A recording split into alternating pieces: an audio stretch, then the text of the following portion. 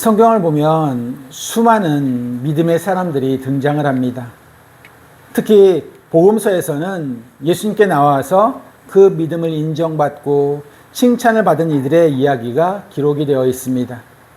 그런데 오늘 우리가 함께 살필 누가복음 7장에 나오는 백부장은 단순히 칭찬을 받는 수준을 넘어서 예수님을 놀라게 만든 특별한 믿음의 소유자였습니다. 본문 9절에 보시면 예수님께서 백부장의 말을 들으시고 그를 매우 놀랍게 여기시며 자신을 따르는 수많은 무리들을 향해서 돌이켜 이렇게 말씀하십니다. 내가 너희에게 이르노니 이스라엘 중에서도 이만한 믿음은 만나보지 못하였노라. 전능하신 하나님의 아들이시며 온 우주의 주인이신 예수님께서 한 인간의 믿음을 보시고 감탄하시고 놀라셨다는 이 사실은 오늘을 살아가고 있는 우리에게도 신선한 충격과 깊은 깨달음을 줍니다.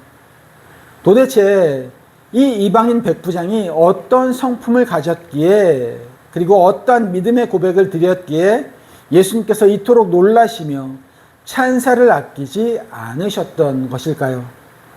이 시간 백부장의 믿음을 세밀히 추적하면서 함께 은혜를 나누고자 합니다. 성경은 이 인물을 어떤 백부장이라고만 소개를 할 뿐 그의 구체적인 이름은 언급하지 않습니다. 다만 역사적인 배경을 고려해 볼 때 그는 유대 땅을 점령하고 있던 로마 군대의 지휘관으로서 그의 수하에 100명의 군인을 거느리고 통솔하던 권력자였습니다. 지배계급의 군 장교였던 그에게 큰 문제가 하나 생겼는데, 그것은 그가 아끼고 사랑하던 한 종이 병들어서 지독한 고통 속에 죽어가게 된 일이었습니다. 당시 로마 사회는 철저한 노예제도 계급 사회였습니다. 그 시대의 노예나 종은 인격적으로 인간으로 취급받지 못했습니다.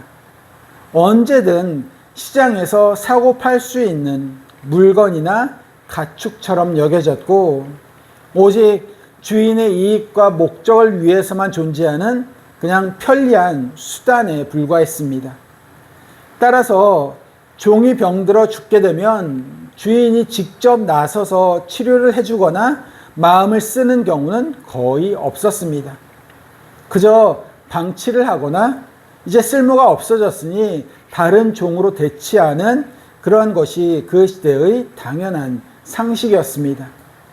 그러나 이 백부장은 전혀 달랐습니다. 성경은 그 종을 가리켜 백부장의 사랑하는 종이라고 명시하고 있습니다.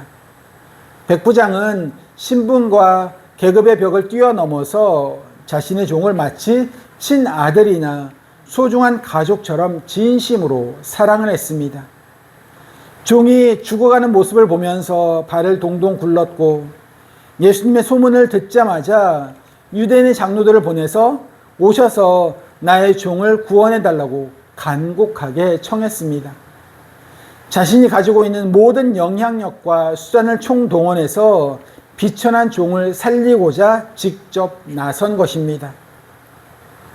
여기서 우리는 예수님께서 감동하신 백부장의 첫 번째 믿음의 실체를 발견하게 됩니다. 그의 믿음은 그저 관념적인 지식에 머무는 것이 아니라 사람을 수단화하지 않고 온전한 목적으로 대하는 사랑으로 증명되는 믿음이었습니다. 예수님께서는 율법 가운데에서 가장 큰 계명이 무엇이냐고 하는 질문을 받으셨을 때 하나님을 온 마음과 뜻과 내 힘을 다해서 사랑하라는 것과 내 이웃을 내 몸과 같이 사랑하는 것이라고 말씀하셨습니다.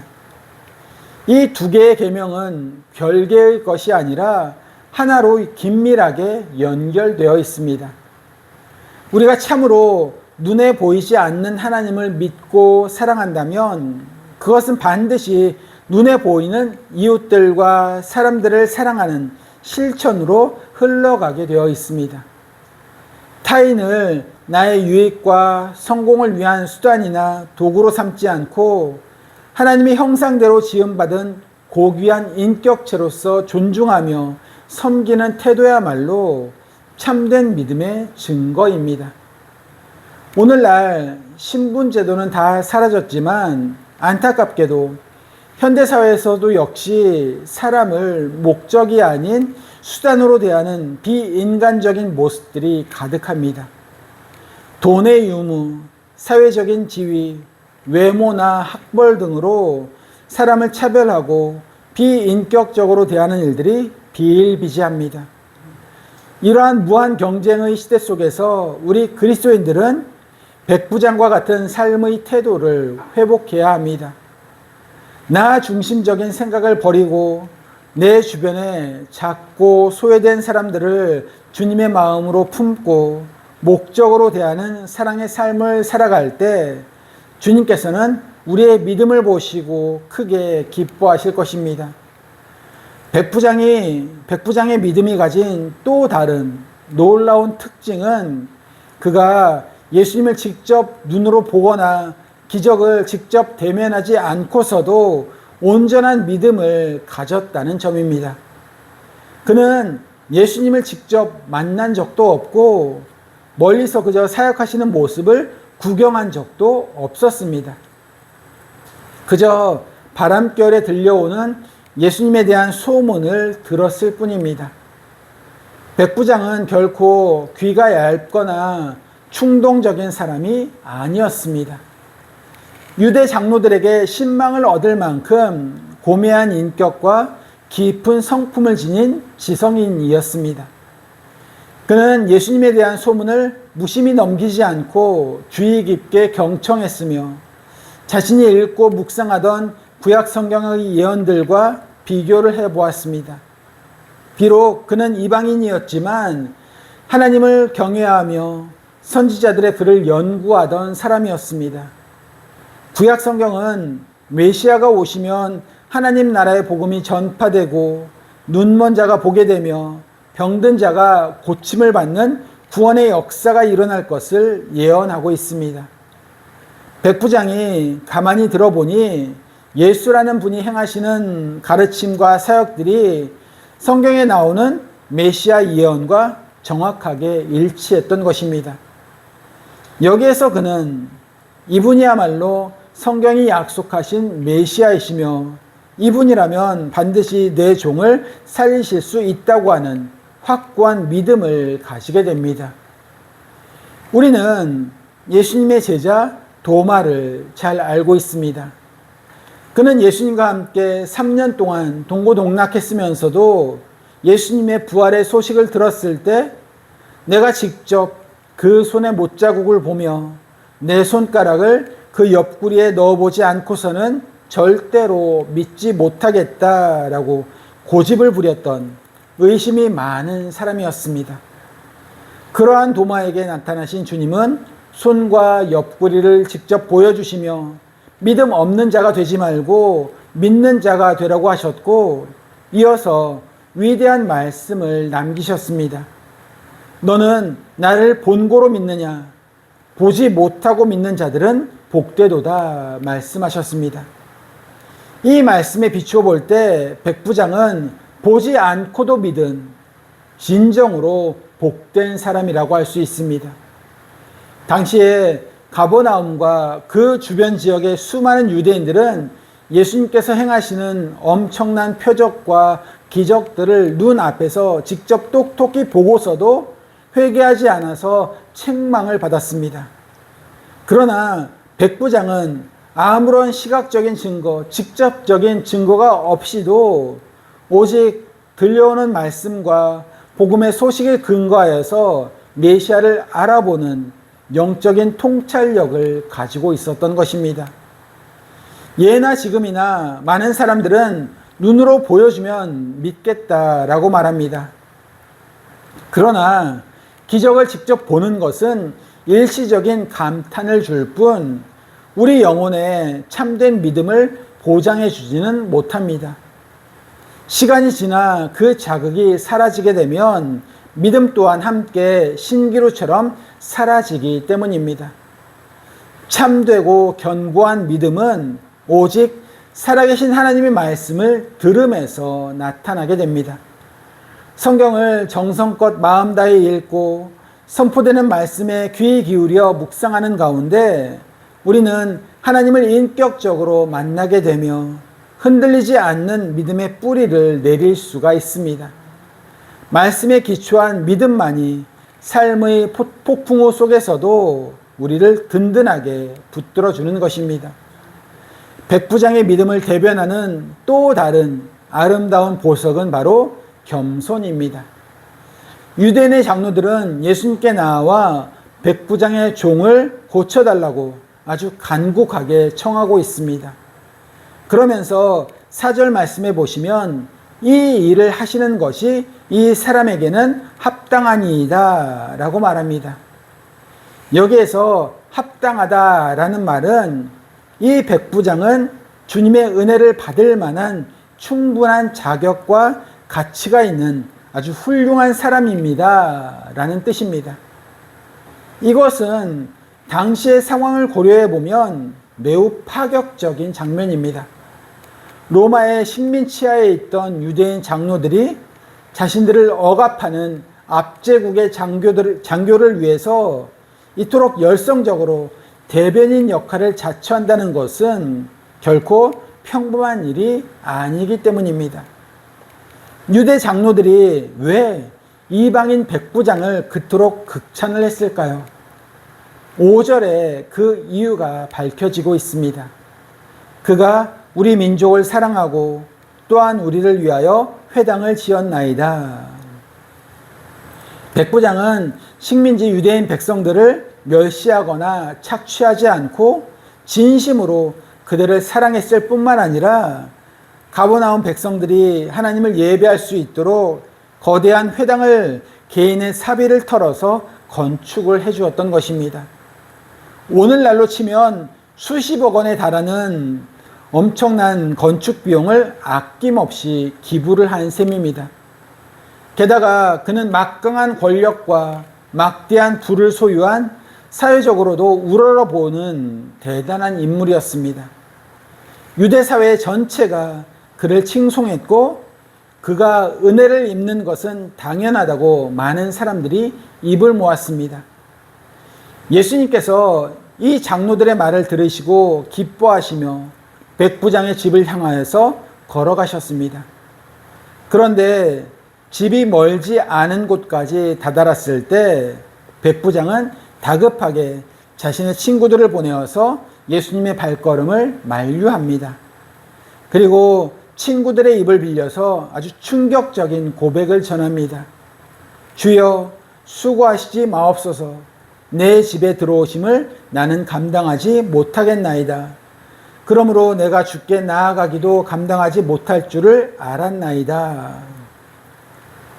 모든 사람들이 그를 가리켜서 주님의 도우심을 받기에 합당한 자라고 추켜 세우고 있지만 정작 이 백부장은 자신은 주님 앞에 서기에는 너무나도 합당하지 않은 죄인이라고 고백을 하고 있는 것입니다.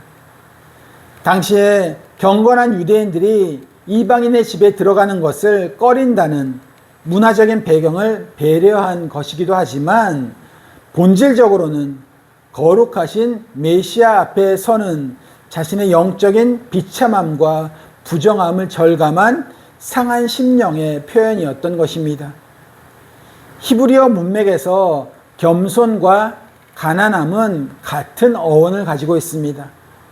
이것은 물질의 가난이 아니라 마음의 가난, 즉 나는 아무것도 아니며 하나님의 전적인 자비와 긍휼이 없이는 단 한순간도 살아갈 수 없는 죄인입니다 라고 고백하는 영적인 파산 상태를 의미하는 것입니다. 백부장은 세상적인 권력과 부, 그리고 종교적인 업적들, 즉 회당 건축이라고 하는 화려한 명함을 가지고 있음에도 불구하고 예수님 앞에서는 그것들을 모두 다 내려놓고 오직 하나님의 은혜만을 구하는 가난한 마음으로 엎드렸습니다. 성경의 진리는 명백합니다. 스스로를 높이는 자는 낮아질 것이요 주님 앞에서 스스로를 겸손히 낮추는 자는 주님께서 칭찬하시고 높여주십니다. 예수님을 가장 놀라게 만들었던 백부장 믿음의 하이라이트는 공간과 물질의 제약을 뛰어넘는 주님의 절대 주권을 믿었다는 사실입니다. 그는 친구들을 통해서 예수님께 가슴 벅찬 고백을 이어갑니다. 7절 하반절부터 8절의 말씀입니다. 말씀만 하사 내 하인을 낫게 하소서. 나도 남의 수하에 든 사람이요 내 아래에도 병사가 있으니 이더러 가라 하면 가고 저더러 오라 하면 오고 내 종더러 이것을 하라 하면 하나이다. 이 고백은 군대의 지휘관으로서 일평생 동안 몸담아온 그의 철저한 경험과 직업적인 직관에서 우러나온 말이었습니다. 군대라고 하는 조직의 핵심 생명은 상명하복, 즉 명령 체계에 있습니다. 높은 사령관이 명령을 내리면 그 전령이 수십 킬로미터를 달려와서 그 명령을 전하고 하급의 부대원들은 그 명령 앞에 절대 복종합니다. 명령을 내린 지휘관이 굳이 현장에 직접 오지 않아도 그의 권세가 담긴 말 한마디면 모든 군사들이 일사불란하게 움직이는 법입니다. 백부장은 이러한 영적 원리를 꿰뚫어 보았습니다. 인간인 나조차도 말 한마디로 군사들을 움직이는 권세를 가지고 있는데 온 우주 만물의 주인이시며 질병과 생사화복을 주관하시는 예수님께서 어떻게 나의 집까지 직접 찾아오시는 수고를 하셔야 하겠는가? 주님이 서 계신 그곳에서 권세 있는 말씀 한마디만 선포하시면 시공간을 초월하여서 내 종을 묶고 있는 병마가 즉시 떠나가고 나을 줄 믿습니다.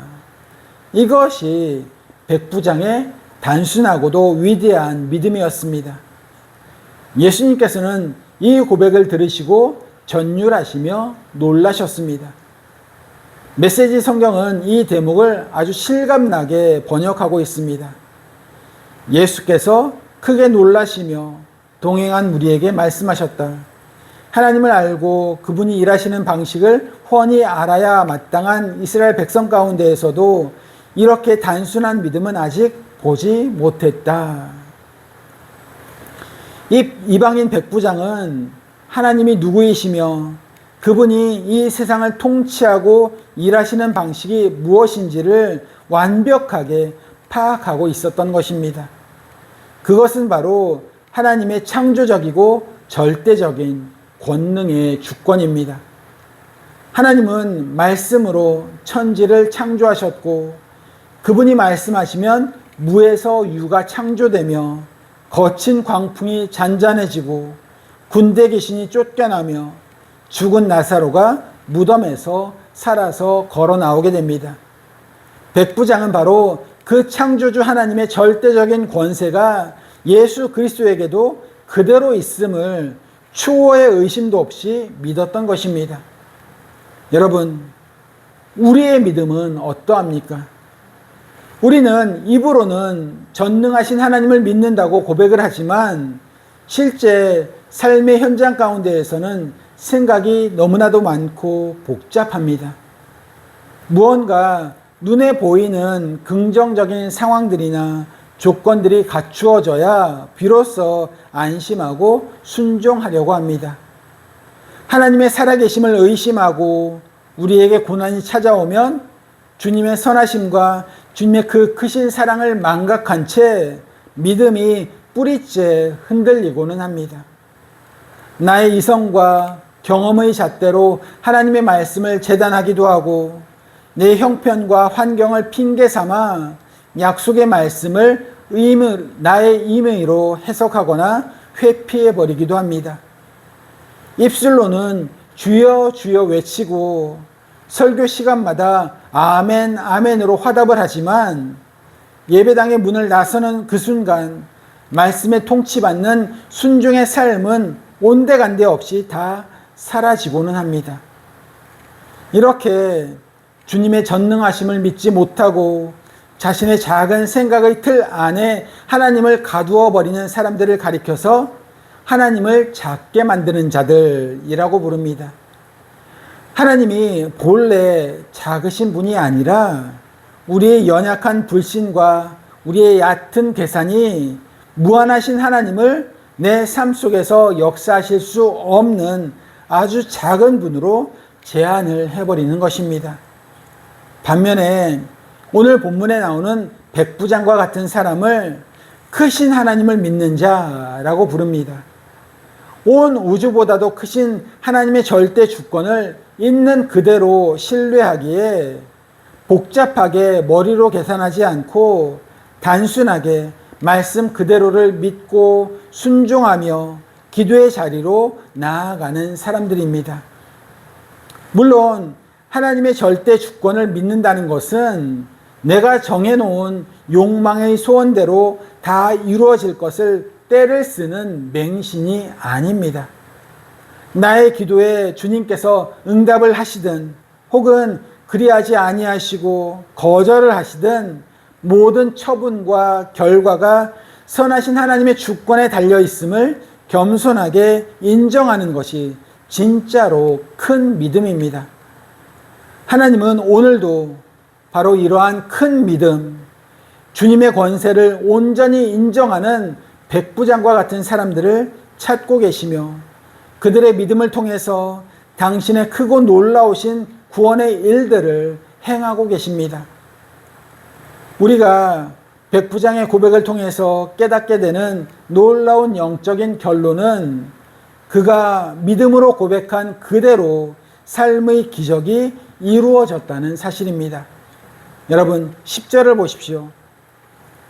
본에 어떤 사람들이 집으로 돌아가 보매 종이 이미 나아 있었더라. 예수님께서 굳이 백부장의 집 안으로 들어가서 종의 몸에 손을 얹고 안수 기도를 하시거나 어떠한 종교적인 행위를 취하지 않으셨음에도 불구하고 주님께서 선포하신 권세의 말씀 그대로 종은 깨끗하게 치유되어서 건강을 회복해 있었던 것입니다. 주님은 백부장의 믿음의 분량대로 역사를 베풀어 주셨습니다. 사랑하는 성도 여러분, 여러분은 과연 어떠한 믿음의 사람이 되기를 원하고 계십니까? 교회를 수십 년 동안 마당만 밟으면서 다녔음에도 불구하고 나의 좁은 이성과 생각 속에 하나님을 가두어 두어서 아무런 영적인 체험도 없고 삶의 변화도 없고 순종의 열매도 없이 늘 제자리에 머물러 있는 삶을 살아가시겠습니까?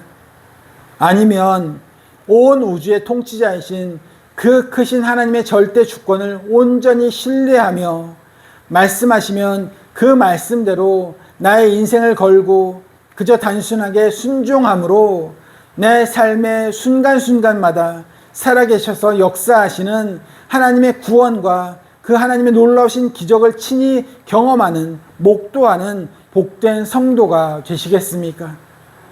오늘 본문에 등장하는 이방인 백부장처럼 사람을 도구화하지 않고 마음 중심으로부터 사랑하는 믿음, 눈에 보이는 자극이 아니라 신실하신 말씀에 기초하는 믿음, 나를 낮추고 오직 주님의 자비하심만을 구하는 겸손한 가난한 심령의 믿음, 그리고 말씀 한마디면 모든 것을 다 바꾸실 수 있는 주님의 절대 주권을 신뢰하는 단순한 큰 믿음의 주인공들이 모두 다 되시기를 소망합니다.